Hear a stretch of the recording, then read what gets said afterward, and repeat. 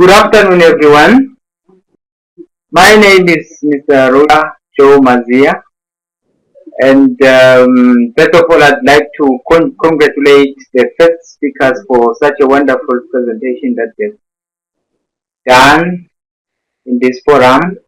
And the title of my research is Disclosure and Disclosure of HIV status, HIV positive status to partners among pregnant women at a regional hospital in Swaziland. In summary, we actually came up with two themes under disclosure. One of the themes was that of anger, and the second theme was acceptance under disclosure. And under theme one, the category was participants were hurt by the diagnosis, whereas in theme number two, that is acceptance, the category was that they wanted to practice safer sex and they also wanted to protect their unborn babies. And then under non-disclosure, the factors under non-disclosure, we came out with one theme, that is denial, and the category came out to be fear and loss of financial support from the spouses. And then the importance or relevance of this study. Individuals diagnosed with HIV often have difficulty disclosing their status to others, yet hiding the diagnosis can have serious implications. Women in developing countries particularly are often physically, culturally, socially disadvantaged and may fear abuse or abandonment once their diagnosis is known. Lowest disclosure rates among pregnant women tested in antenatal care in sub-Saharan Africa was 16.7 to 32%. And then the background, many pregnant women develop their HIV positive during pregnancy. This can be particularly traumatic, yet if hidden, can have serious detrimental effects. Developed world rate of HIV status disclosure to sexual partners ranges from 42 to 100%. Developing world rate ranges from developed world rate of HIV status disclosure to sexual partners ranges from 42 to 100%. Developing world rate ranges from 16.7 to 86% disclosure rate to current or steady partners. Is 49% in developing, and in developed countries is 79%. The lowest rate note among pregnant women tested in antenatal care in sub-Saharan Africa was found to be 16.7 to 32%.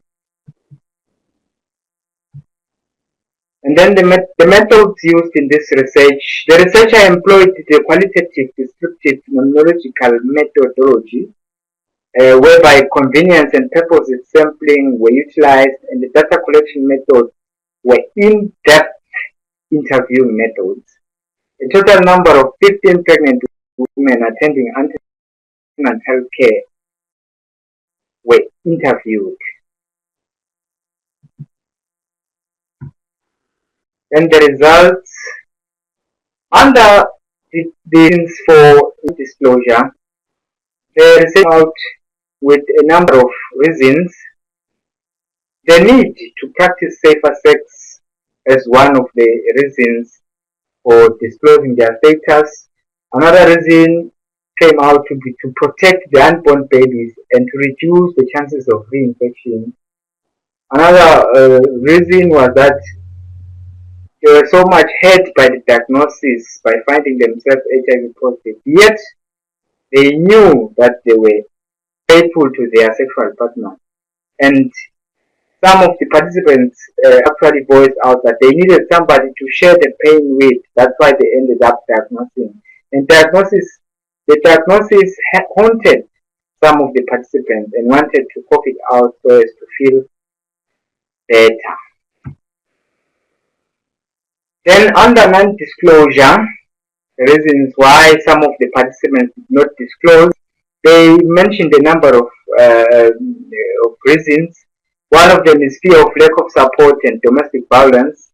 Lack of disclosure has been legally described as fraud, criminal negligence, nuisance, and many other charges in addition to jurisdiction.